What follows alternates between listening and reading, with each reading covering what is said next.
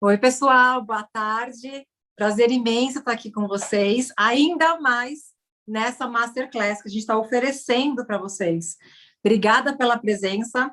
É um momento muito especial em apresentar a nossa grande parceira, que é a Cats. A Cats aí nos presenteou com essa aula, com essa Masterclass em Fashion, diretamente de Boston, com um professor, gente, super renomado. O Sam, que vai estar aqui com vocês, que vai ensinar um pouco sobre Fashion Class. Vocês vão ver o perfil dele. Ele é um professor formado pela Parsons, em Nova York, uma universidade super renomada no mundo. E, inclusive, ele participou do Project Runway. Então, gente, aproveitem essa aula. É muito interessante vocês conhecerem. Por isso que a gente trouxe para vocês uma aula de high school. E a Cats, além de oferecer o programa em Boston, nos Estados Unidos, aí muito cotado esse high school, também é possível você fazer com a Cats o high school no Reino Unido. A Cats oferece o programa de high school em Cambridge, em Canterbury e em Londres, tá bom? Então, eu vou passar a palavra aqui para o Sam, não sei se ele já está por aí, e vocês vão ter uma aula incrível, eu vou continuar aqui para aprender com ele também, tá bom? Sam, are you there? I am here, yes, hello. Do you want me to turn my video on? Okay. Thanks for coming. Thanks for your time. Thank you. Okay, all right. So if you need any help, I'm here, okay? I most certainly will, so thank you. Okay, okay, thank you. Thank you. See you soon. Bye-bye. All right, hopefully this is working. Hi, I am Mr. Sam Donovan. I am the fashion teacher here at Cats Academy, Boston. I am sure that you have already heard it from Liza, but a couple of things about myself. I heard Parsons. Yes, I did go to Parsons, which is regarded as probably the best fashion school. I don't like to brag about it, but possibly the best fashion school in the United States, arguably in the world as well. But Central St. Martin's likes to boast. And while I was at Parsons, I worked for a lot of very notable designers. Anna Sui was one of the highest ones that I worked for. I also worked for The Gap, which is obviously one of the biggest clothing companies in the world. I worked for Eileen Fisher, which is at the helm of sustainability and fashion design. And I really try to bring all of those parts of my experience to my class here at Cats Boston and in the CSVPA program that I'll tell you about in a bit. I also heard Project Runway. It is true. I was on a little TV show once or twice called Project Runway. Got into a fight with Heidi Klum. Do not recommend it. And I learned a lot there, and I learned a lot about how much you can get done in a small amount of time. And here at Cats Boston, that can definitely be true. When you're prepared, when you're in the college environment like Parsons, FIT, Central St. Martin's, you get hours and hours and hours to work on clothes, on designs, all of these collections. Here at Cats Boston, you have a couple of classes a week to really get these skills down. In the CSVPA program, you get extra time with your teachers to work on your stuff. So if going to art school is something that you're interested in, I definitely recommend looking into the CSVPA program that we have here. It's for juniors and seniors. The CSVPA program at Cats that's in the fashion department is called Fashion Portfolio. And what we do is we work on developing a diverse and really successful portfolio to get you into any fashion college that you possibly would want. We have had people go and get accepted to Parsons, RISD, the Rhode Island School of Design, FIT, the Fashion Institute of Technology in New York, Savannah College of Art and Design, Kent State University, really basically every single one of the top 10 fashion colleges in the United States. And that's really, really exciting. We've also had some international students, Marangoni in Italy. I think we had one or two go to school in Paris. Still waiting on our first Central St. Martin's acceptance and application, because it's a really hard application. So I'm hoping maybe someone in this chat is that person. So what I would like to do right now is talk you through how the fashion class works here at CATS. We focus a lot on talking about design, but also talking about the impact of design in the world at large. And what that generally means is sustainability and social justice, because these are things that are really important, especially as the world is changing at the rapid pace that I'm sure you all are aware of. So one of the things that we talk a lot about are how to reduce the amount of what we call fast fashion that we consume, and also thinking about the clothing that we're making, which is why we make a garment every semester. So how I like to introduce this, and I will share my screen and start giving you this PowerPoint now. Oh dear, okay.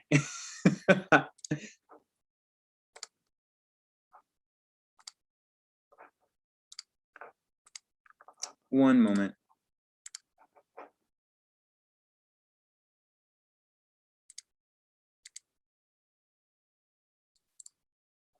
Oh dear. All right. I may be having some technical difficulties here, Liza or Lisa. I might have to be switching computers to be able to show this PowerPoint. Okay. Take your time. All right, thank you. Let me just double check. Oh, I think it seems to be, can you see this? Yes. All right. So, all right. So the kind of class that I like to teach is called Personalizing Fashion Design. And what that means is that I don't want people to just be designing clothes for the sake of designing clothes. There's plenty of that happening already. And I really want students to be able to sort of express what they think is beautiful, what they think is incredible, what they think they want but haven't seen in the industry. And one of the ways that you can do that is by designing your own prints, which is the way that we decided this semester we were going to tackle this. So the way that I like to start is by creating mood boards with my students. And what that means is that I like them to sort of do a bit of a deep dive, a bit of a mind meld into the kinds of things that are inspiring to them, whether that's based on a color, whether that's based on a feeling, whether that's based on a culture, whether that's based on architecture, what have you, you name it, etc. It's a really great way to get your mind moving and start seeing your feelings as visual stimuli. So these are 3 examples from this past year. We had a student use the, and forgive my German pronunciation, the Neuschwanstein Castle in Germany. And she had started initially with the exterior of the castle and realized that there was all this beautiful interior architecture on the inside. And you'll see how that sort of influenced her work as we go along.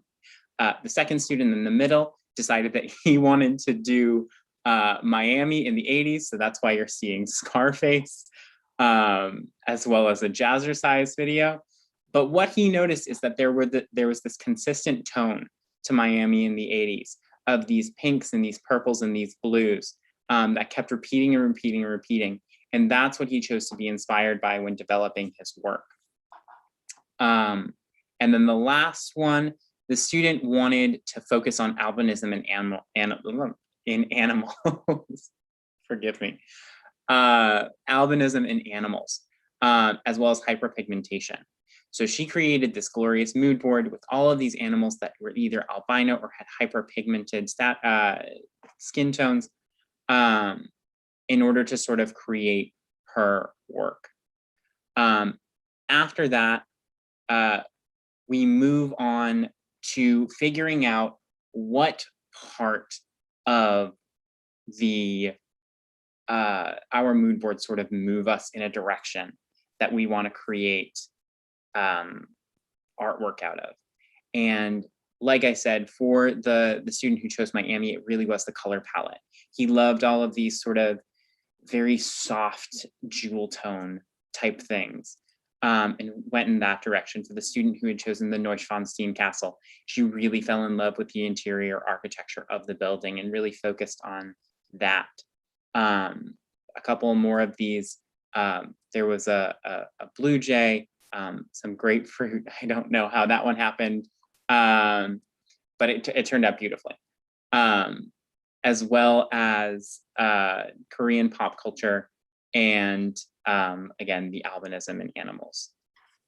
So what I really want to do is I want to be able to show you guys how we get from here to here, which is the print motifs, because what you really don't want in the print that you develop is you don't want to end up with something that just looks like dots on a white sheet, because that just, there's not a lot that you can do with that. You want to abstract these things as much as possible. So I decided that I would try to stick with an inspiration source that was close to this group. And I looked for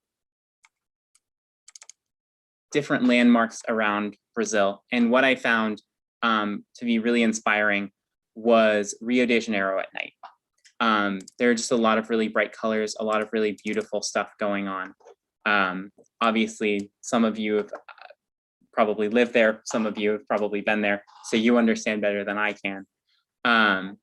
But so what we want to start doing is we want to bring these things into a photo editor or what have you. Oh, that's not what I want. There we go. I'm using Photoshop.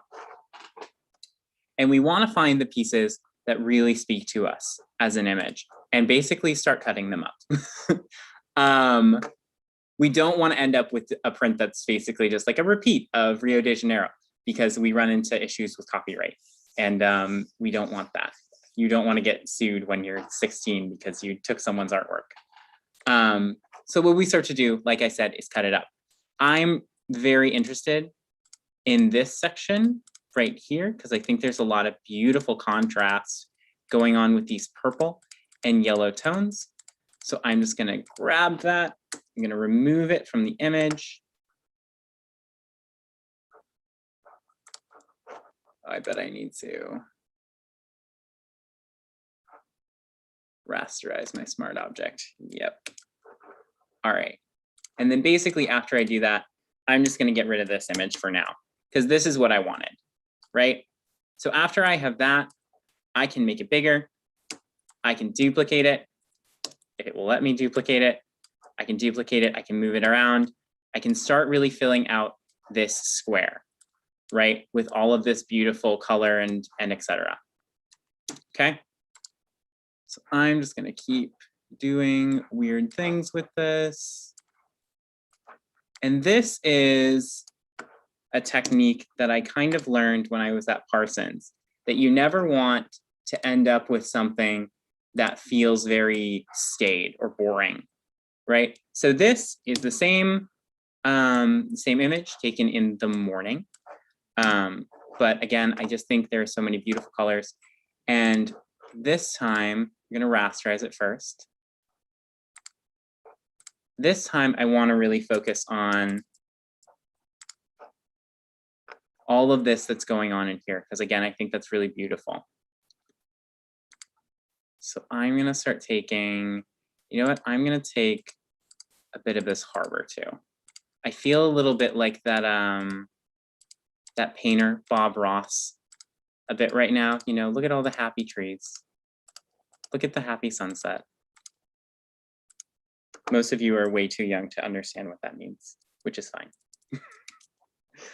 All right, so like as in before, I'm just going to get rid of this and I'm going to paste this back on. So I start ending up with this really beautiful, I'm going to move this backwards in my layers. I'm going to start to end up with this really beautiful, somewhat, oh yeah, let me see if I can get rid of that.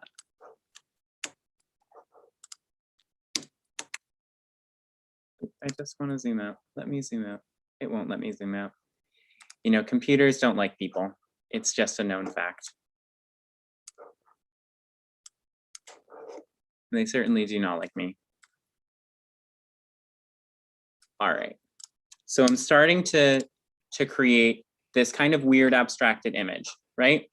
We'll get one more from here. Just want to look at a couple of these. I'm doing all of this in real time just for you guys. I never show people my design process ever since Project Runway made me afraid of it. I guess I'll take this. This looks really beautiful. Just plop it right down there in the middle. Hi. So what I'm gonna do, you don't have a class in here right now, do you? Yes, but it's a two-person class, so you're fine. All right, thank you. I'm just doing a Zoom chat. We're gonna rasterize that image again. And start to cut it up. I really love this right here. I'm sure it's exactly what I've been looking at the entire time, honestly. But I'm just gonna grab it because I think that that's so beautiful. All right, like I said before, we're gonna cut that. And again, you can start to see where all these visual textures just come into play. Oh yeah, that looks basically exactly the same as the other thing, but that's fine. All right, I'm gonna move this all the way back just so I'm not losing anything else. And then maybe just for fun, we'll throw in a bit of, nah, we lose the colors that way. We're not gonna do that. All right, so now I have this really beautiful, really strange abstracted image, right? How is that gonna become a print? What we do, file, save it as a JPEG. We're gonna save this on my computer.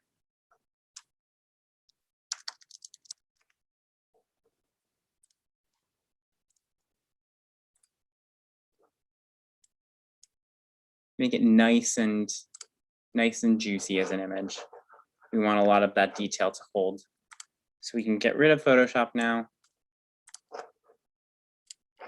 And what we're gonna do is we're gonna open up, usually you can do this with Photoshop, but that takes a lot longer. So what I like to do is I like to go to this website called Spoonflower, which is how we printed our designs on the fabrics this time.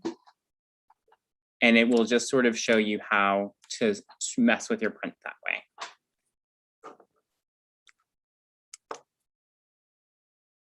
Sometimes it takes a while when you have those really nice big files.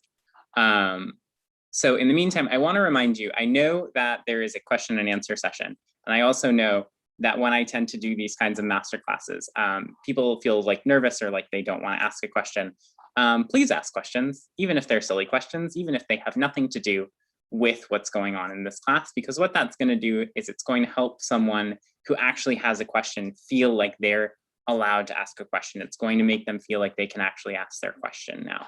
So even if you have like the silliest question, you know, ask me like what Heidi Klum looks like in real life, you know, a supermodel, obviously. I'm totally fine with those kinds of questions. So again, this can take a little while just because that image is really nice and big. And that just helps us make sure that we have like a really stunning, gorgeous, beautiful image.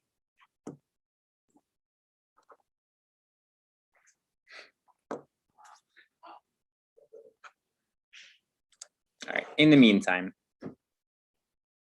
as that loads, I'd like to get back to this just to show you how these become prints like these, right? There are plenty of different ways that we can play with prints. This one over here, the blue one on the right side, I can't see my mouse, so I'm just gonna tell you it's the blue one on the left side of your screen. That was literally just the back of the Blue Jay's tail feathers printed and printed and printed. And it was done in basically just a grid print, right? If you look very closely, you can see the outlines of the squares where they are. But because there are so many circular repeats going on, because it looks so organic, it can take you a while to see those squares because there's nothing linear kind of following them. On the right side, you can see a pink print. That's called a brick print. And to avoid getting sort of like these stripy things, when you have something that does have a definite vertical and horizontal, you can sort of just skew it just a little bit so that you end up with a little bit more of a jagged line. So it looks more like a print texture than it does a stripe. Because this very easily could have looked like a plaid, and that's really not what the student was going for. And then the other prints are all done with something called mirroring. And what mirroring does is it really helps abstract that abstracted image into or away from something that could be recognizable at all and into something that's really just a defined artwork. And that's probably what we're going to end up doing now that this is done. So we're going to go to yards. We're going to go to 3. And this, you just start to see how this becomes so abstracted and you get away from all of the things. You can make it smaller. So all of a sudden it really starts to look, I mean, again, this looks a little bit like a plaid. That's not exactly what we want. But when we start to do half drop, it changes. When we start to do half brick, it changes. And when we do mirror, it just gets all kinds of crazy. And we can make that smaller to really make it look like a fabulous print that you can't recognize, or we can just make it huge and just have this big abstracted mirror print, right? Look at how gorgeous that looks. Like imagine this running down the back of a coat or something, right? Personally, I'm kind of fond of this. I think it's kind of fun, or maybe that, or that. I don't know, they're all pretty good to me. So obviously the next step that you need to do is you need to start to define what you're doing now that you've established your fabric. We had all of these fabrics printed. We had a beautiful runway show, which I will show you at the end of the presentation, or at least the end of it, just so that we're not sitting here watching it for too long. But we start designing with these prints, right? These two, the one on the left and the one in the middle should look familiar to you. Those are the prints that the students use.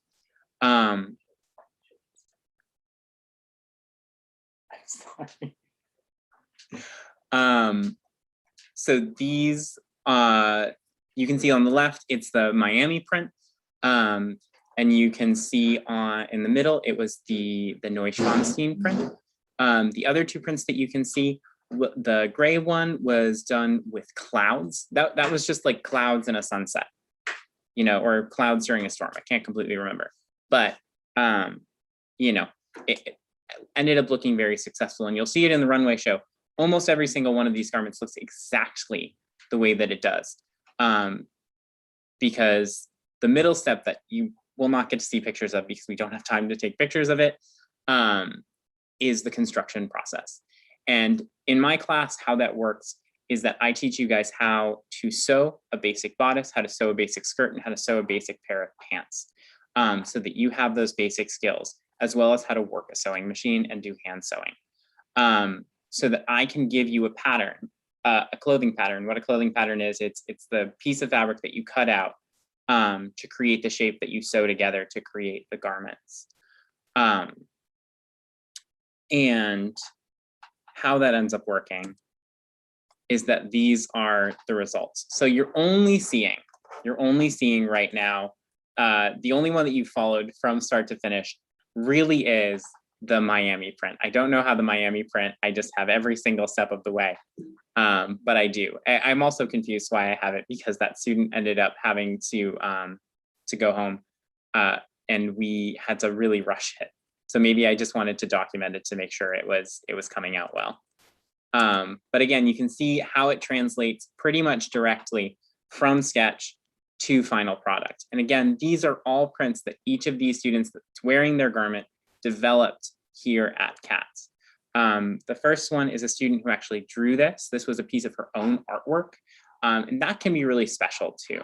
You know, I don't just sort of hold you guys when you're in my class to just doing this method of collage. Collage, I find, just happens to be really easy. It's really easy to make prints with. It's really easy to create designs with if you're not a particularly good sketcher, which I certainly am not. And they also create really beautiful wonderful repeating patterns. And we cut these pieces out to sew together in such a way so that they repeat in a way that's meaningful, right? On the suit on the left, you really want to avoid, when you're using a grid-like print, having it match up too much, unless you're going to match it up perfectly. And obviously, we have a limited amount of time. These students, while they build their skills over the course of the semester, come in with very few skills. So we wanted to make sure that we were doing the easiest route possible to make sure that that garment looked as successful as it does, and it looks amazing. When you have sort of a line, you want to make sure that those lines are always lining up. So in the second garment, we made sure that each side of the shorts and each side of the jacket lined up perfectly, just because that's the best way that they were going to look. And then this print over towards the right in the gown, we wanted to make sure that the roses were placed in such a meaningful way so that they continued across the bottom of the skirt as well as towards the top of it. And then here on the right side, we have a black and white dress that has two different kinds of fabric. It's cotton and it's also a sheer chiffon. So we made sure not only that the pattern lined up on the garment itself, but that the overlay lined up with the pattern underneath it, which was really very complicated, but I think very successful. And I give kudos to the student who made that because it really turned out quite nicely. So with that said, sure. One of the last things that we do here at CATS is we have a fashion show. And I want to show you the beginning of it, and then I want to sort of just skip towards the end, so forgive me. If you want to see more of it, I can certainly get in touch with Liza and make sure that you guys can see the whole show, because it's incredibly spectacular. I sent it to friends of mine who work at Parsons right now, and they said that it was at least as successful as work they're seeing coming out of a university level at Parsons, which again is one of the best schools, in case I hadn't mentioned. So this is, that is loud, and I apologize.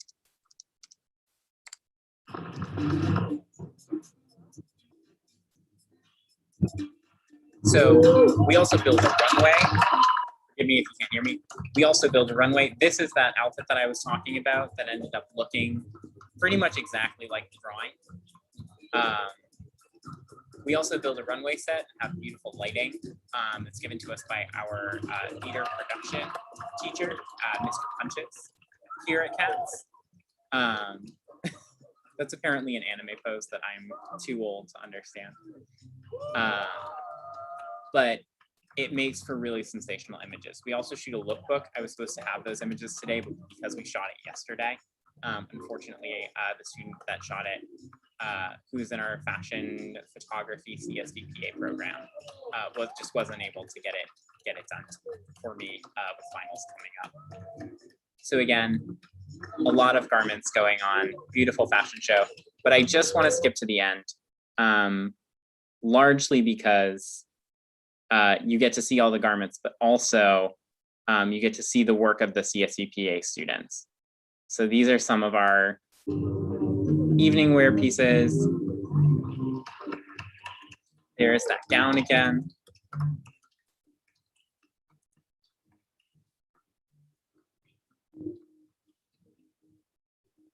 Also, forgive me for using the computer background, but I did not like what this looked like full screen. This is the Neuschwanstein dress that the fashion show is a lot of fun. This is the Neuschwanstein dress that we talked about the entire time. Again, I think pretty much dead on with the sketch. And then these are two of our CSVPA fashion seniors. Both of them were accepted into Parsons this year. One of them got a very, very hefty scholarship and got into the very competitive dual degree program, which is 5 years. So if you're someone who is interested in pursuing art, but also wants to make sure that they have a degree in business or a degree in something like that. Parsons has a really phenomenal program for that, as well as RISD, which we also see a lot of acceptances to here. That was a really big dress.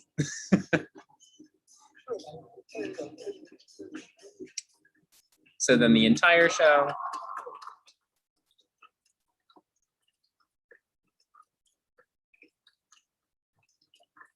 Again, each one of these students came into this program with little to no sewing experience, and sewed the vast majority of what they're currently wearing on their bodies.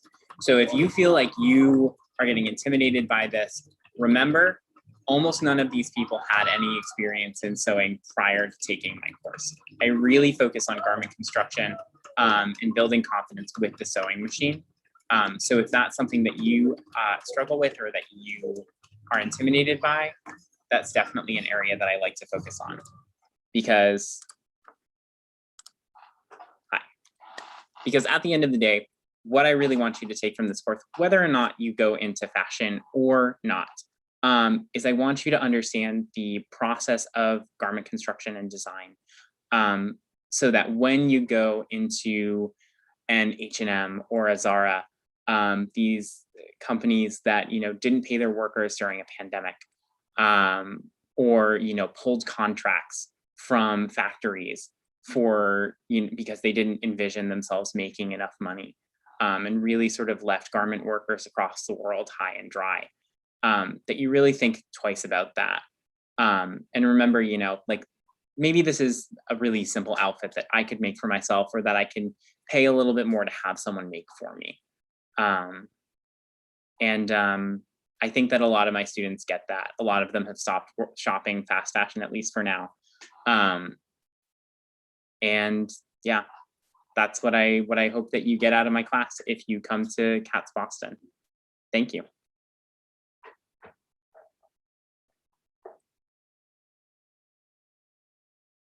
I am done.